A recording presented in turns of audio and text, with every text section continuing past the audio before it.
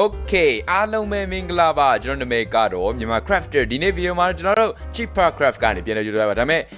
ခဏလေးဒီမှာ update အသစ်ထွက်လာတယ် 1.19.0 ဖြစ်ပါတယ်ဒီနေ့ကတော့ကျွန်တော်တို့ update အသစ်ထွက်လာတယ်ဆိုတော့တည့်တဲ့အတိုင်းပဲကျွန်တော်ရှောက်သွားကြည့်မယ် warden တို့ဘာတို့ပြီးတော့ဒီအနောက်မှာတွေ့နေရတဲ့တောကြီးလည်းရှိတယ်တခုရှိတာကျွန်တော်ဒီနေ့ပြောစရာကောင်းတယ် 300k ပြည့်သွားပါပြီဆိုတော့ကျေးဇူးအများကြီးတင်ပါတယ်ကျွန်တော်1 million ပြည့်ဖို့ဘယ်လောက်လိုသေးလဲ900လောက်လိုသေးရပေါ့နော်အဝေးသွားအောင်မယ်1 million ကျွန်တော်သွားကြမယ်ဟုတ်ပြီလားအဲ့တော့အခုကတော့ကျွန်တော် 300k ပြည့်သွားပြီကျေးဇူးအများကြီးတင်ပါတယ် subscribe လုပ်ထားတဲ့သူတွေအားလုံးအဲ့တော့အခုဒီနေ့ရဲ့အဓိကအကြောင်းရင်းကတော့ကျွန်တော်တို့ဒီနေ့ကျွန်တော်ရဲ့ cheaper craft wall ပေါ့နော် Bromalian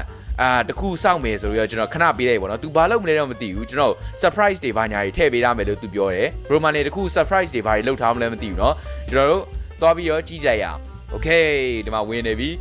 အိုးဘာကြီးလာမလဲမသိဘူးเนาะoh wow wow what အများကြီးပဲ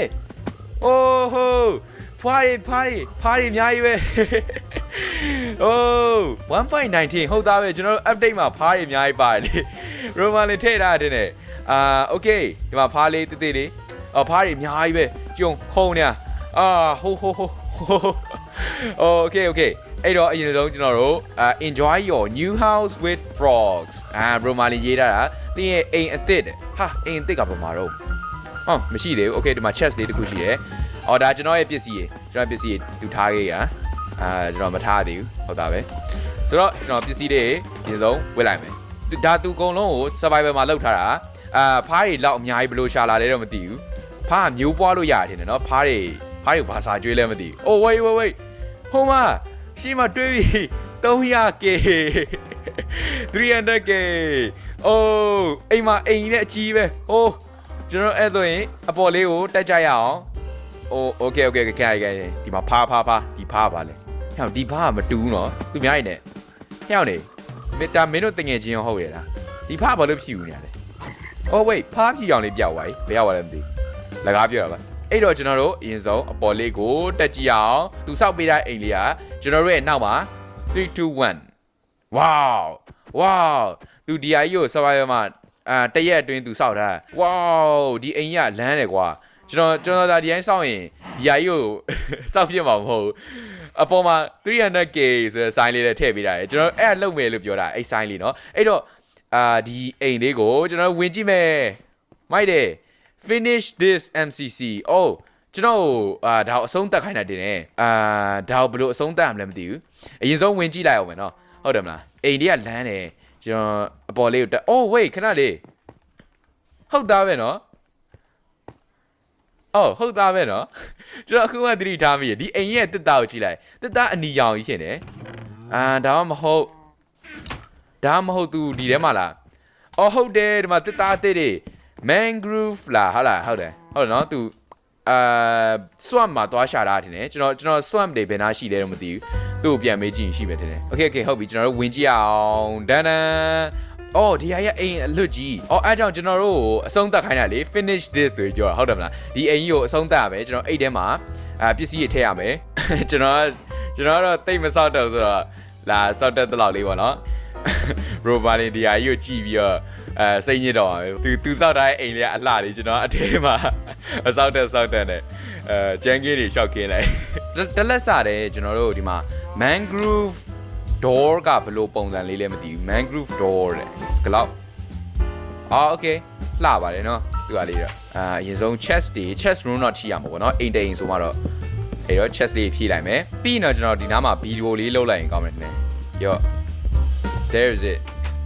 အဲ့ဒါဗီဒီယိုဖြစ်ပါတယ်ဒီဟာလေးမှာလုပ်လိုက်မယ် bonus okay ဟုတ်ပြီပြီးရင်ဘာထပ်ထည့်ရင်ကောင်းမလဲပကြီကားချက်တွေထည့်ရင်ကောင်းမယ်เนาะဒီနားအလွတ်ကြီးဖြစ်နေဟိုးဘော်ဒီမှာရောဒီမှာဒီဘော်ဒီမှာရောပကြီကားချက်လေးကျွန်တော်ထည့်လိုက်မယ် okay ပကြီကားချက်လေးနဲ့ပို့ပြီးတော့ပြည့်စုံသွားပြီဒီဘက်ချမ်းကိုကြာကျွန်တော် sofa လေးတစ်ခုလောက်လုပ်လိုက်မယ်ကွာ bam ကျွန်တော်တို့ရဲ့ sofa လေးဖြစ်ပါတယ် sofa တိတ်တော့မအီးဆော့နော်ဘာလို့ဆိုတော့ဒီမှာတစ်သားတစ်ဝက်ဖြစ်နေရလေတစ်သားကြီးနဲ့ခုလူကြီးတိုင်ရပါပြီးရင်ကျွန်တော်တို့ glow stone နဲ့လေဒီမြေကြီးအောက်ထဲမှာဒီလိုလေးလောက်လိုက်ရင်ရမယ်ထင်တယ်နော် ဒါဆိုရင်ကျွန်တော်မီးထွန်းစရာမလိုတော့ဘူးအပေါ်တက်ကတော့ကျွန်တော်ဒီလောက်ဆိုရင်လုံလောက်ပြီးမပြီးသေးဘူးဒါလေးထည့်လိုက်မယ်ကျွန်တော်အမှန်တော့ဘာမှမလုပ်တော့ရှောက်ထည့်တယ်ဒီတိုင်းစိတ်ကူးရှိရဒီဟာကြီးကစင်ပေါ့နော်ကျွန်တော်ပြောရရင်ဒါကြီးစင်ပေါ့နော်ဒီမှာပစ္စည်းလေးတင်လို့ရတယ်အလကားရှောက်ထည့်ရပါโอเคကျွန်တော်အခု idea ရတာကဒီနားကလေမီးဖို့ချောင်ဆိုတော့ကျွန်တော်တခုဒီကိစ္စတာကြီးထည့်လိုက်ကွာနော်ဒီကိစ္စတာလေးပေါ့โอเคဒီကိစ္စတာဆိုတော့ဘယ်လိုလဲဆိုတော့ကျွန်တော်တို့ဒီထဲမှာမုတ်တွေထည့်မှာပေါ့နော်မုတ်တွေထည့်တယ်မုတ်တွေပြန်ယူတယ်ဒါနဲ့ကျွန်တော်တို့စိုင်းလေးရေးရမယ်ဟုတ်တယ်မဒီနေ့ကနေထူးနေမြတ်ကျွန်တော်တို့ bro marlin ဒီအိမ်အကောင့်စားအကျန်းစားရွယ်လဲကျွန်တော်တို့လာဆောက်ပေးပါတယ်ပြီးတော့ကျွန်တော်တို့ရဲ့ 300k subscriber လည်းပြည့်တယ်ဆိုတော့ဒီနေ့ကိုကျွန်တော်တို့မှတ်ထားရမယ်ပေါ့နော်ဒီနေ့ကကျွန်တော်တို့14ရက်6လ22300k ပြည့်သွားပြီ Merlin build this house ဒီဟာလေးကတော့အမှတ်တရနေရာလေးပေါ့နော်ဒီဟာကြီးကိုကျွန်တော်တို့ဘယ်တော့မှမဖြတ်ဘူးဟုတ်ပြီလားဒီအိမ်ကိုလည်းမဖြတ်ပါဘူးကျွန်တော်တို့ Hey wait ကျွန်တော်တို့ရဲ့တငယ်ချင်း Brad ကိုဘယ်ရောက်သွားလဲ Okay အောက်ထဲကိုသွားကြည့်အောင်သူဟိုတနေ့တော့များအောက်ထဲရောက်သွားလားမသိဩတော်သေးပါလေဘယ်ပြောက်သွားလဲလို့ကွာဒီကောင်ကြည့်အောင်ဒီမှာ Brad ကဘယ်ကတိုးလဲမသိဘူးဒါကြီးတိုးနဲ့အောက်မှာလာပြီးတော့အေးစေးနေတယ်ရော့ကွာတိုးမင်းသေးလိုက်တော့တကယ်ကောင်ကွာတကယ်တိုးဘာလုပ်နေလဲမသိဘူးငါတို့ ਨੇ တော် Brad တက်သွားလိုက်တယ်ဟိုမှာသူတက်သွားပြီဒီနေ့ကကျွန်တော် subscriber 300k ပြည့်တော့မင်းကိုလည်းရော့ကျွေးလိုက်မယ်ကွာ okay မှာကျွန်တော်တို့ရဲ့ Marsha ကိုလည်းကျွေးလိုက်မယ်ရော့ Marsha okay evil chicken မင်းမမေ့ပါဘူးရော့ဝါပဲစားလိုက်တော့ okay ဒီတော့အခုကတော့ကျွန်တော်တို့ 1.19 update အသစ်ထွက်လာတော့เนาะကျွန်တော်ကအခုဒီနေ့ကတော့သူတို့အသစ်ထွက်ထားတဲ့တောလေးကိုသွားခြင်းတယ်ပေါ့เนาะတောက swamp ပေါ့เนาะ swamp ကိုကျွန်တော်သွားခြင်းတယ်အခုအဲ့တော့ဒီနေ့ဗီဒီယိုလေးကိုသိရမလားကျွန်တော်တို့ swamp လေးကိုသွားပြီးတော့လေ့လာကြည့်ရအောင်ရှိတယ်တစ်သားအသစ်တစ်မျိုးလည်းရှိတယ်ကျွန်တော်ဒီမှာအသစ်သားအသစ်ကတော့အခုဒီမှာတွေ့ပြီးပါပြီသို့တော့ကျွန်တော်အပင်နေမြင်ကြတာလေဟုတ်တယ်မလားအသစ်ထွက်ထားပါတယ်ဆိုမှကျွန်တော်မသွားအကျိုးမနဲ့ဘူးเนาะဟုတ်တယ်မလားအဲ့တော့ကျွန်တော်တို့အခုခီးသွားကြရအောင်ဒီမှာကြည့်ကျွန်တော်တွေ့ထားတဲ့ coordinate ကအဲ့ဒါ bro marlin ပြောပြတာသူသွားတဲ့နေရာပေါ့เนาะအဝေးကြီးပဲဘလော့4000ကျော်ဆိုတော့အဲ့ကိုကျွန်တော်တို့ခြေချင်းပြန်ပြီးသွားအောင်မယ်ကျွန်တော်ရဲ့မြင်းပလင်ကိုတော့မခေါ်တော့ဘူးဘာဖြစ်လို့ဆိုတော့သိရမလားလမ်းမှာကြံခဲ့မှာဆိုလို့ oh wait ဒီမှာတဲရောက်အပေါ်တက်ထားတဲ့ပုံပဲဟိုမှာငါလေပြန်ကြီးပြက်စီးသွားပြီကျွန်တော်လေပြန်ကြီးပြက်စီးသွားကြည့်အောင်ဘာလုပ်ထားလဲမသိဘူးဟာယောင်တိုးမင်းဘာလုပ်နေရလဲငါလေနေတယ်မှာ oh no လေရဘာလို့ပြုတ်ကြလာလဲမသိဘူးအော် तू bro marlin ဒီမှာလေ तू အပေါ်တက်ပြီးတော့ဟိုလေခုံချလားမသိဘူးဘုတ်နဲ့လေဘုတ် MLG လောက်လာလားမသိပါဘူးသူတခုလောက်ထားရတယ်တဲ့ okay အဲ့တော့ကျွန်တော်တို့ဒီက swamp ကိုသွားဖို့ block အများကြီးပဲဖြတ်တန်းအောင်မယ် okay သွားကြရအောင် wait ဒီမှာအသက်ပါလာရဲ့ဟာတင်နေတာဒီမှာကြည့်လိုက်အပင်တွေကိုကြည့်လိုက်ရမ်းရှည်ရဗဒန်တုံးတောင်လည်းမသိဘူး1 2 3 4 5 6 9 10အိုးအမြင့်ပဲဆိုတော့ဒါကျွန်တော်မထည့်ဘူးထင်တာသူတို့ပြောတယ်ဒါထည့်မယ်ဆိုပြီးတော့လေဒီတစ်ပင်အရှည်ကြီးတွေဒါပေမဲ့မထည့်တော့ဘူးထင်တာတစ်ပင်အရှည်ကြီးတော့ပါလာတယ်ကောင်းတော့ဗောโอเคပင်လေကြီးကိုဖျက်ရတော့မယ်ဟိုမှာ oh wait လေးမိုင်ဘလို့အိုးလေးမိုင်ဘာလို့တည်သွားလဲသနာပါရကွာ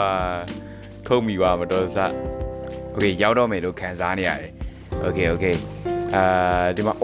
ဒီမှာလေးတွေ့ပြီအားကြောင့်ရောက်တော့မယ်လို့ထင်တယ်ဒီမှာကျွန်တော်တို့ရဲ့ဒါဘာလဲ update အသစ်မှာပါတယ်တောလေးပဲဖြစ်ပါတယ်ကျွန်တော်ဒါထင်တာတော်တော်ကြီးမိုက်ရနော်ကျွန်တော်အဲ့တော့ခဏလေးခန့်လေးဒီဟာကြီးကဘာကြီးလဲအမြင့်တယ်ဒါအမြင့် okay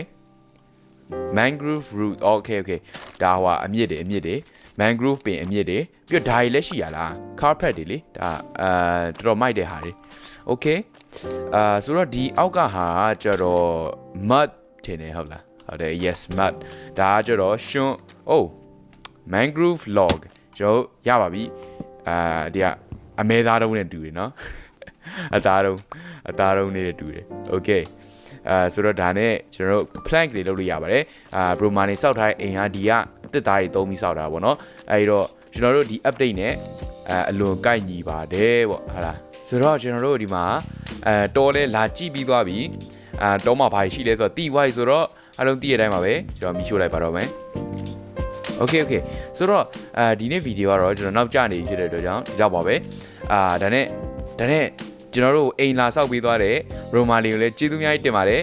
ကျွန်တော်ဗီဒီယိုလေးအစ်စ်တစ်ပုတ်ရအောင်နော်ကျွန်တော်အမှန်တော့ဗီဒီယိုဘာလုပ်ဖို့လဲဘာဗီဒီယိုမှလုပ်ဖို့ idea မရှိတော့ဘူးเนาะဝါဒန်လေးတော့သက်ချင်ပါတယ်ဒါပေမဲ့သူ့ဘက်မှာဝါဒန်ဘက်မှာရှိလဲမှာကျွန်တော်မှမသိရတော့အဲ့တော့ဘယ်လိုသွားရှာမလဲမသိဘူးပြီးတော့ဝါဒန်နဲ့ချိုင်ဘာလို့မလဲကျွန်တော်ထင်တာတော့ snowball တို့ဘာလို့လိုမှထင်တယ်ဟုတ်တယ်ဗျသူအတန်ကိုလိုက်ပြီးနားထောင်တာလေဝါဒန်အဲ့ဟုတ်တယ်နော်အဲ့တော့နောက်ပိုင်းကျရင်ကျွန်တော်တို့အဲ့ဒီရှောက်ပြီးတော့သွားလုပ်ကြည့်မယ်ဒီနေ့ပိုင်းကတော့ဒီတော့ပါပဲခင်ဗျာကြည့်ရှုပေးတဲ့ကျေးဇူးများကြီးတင်ပါတယ်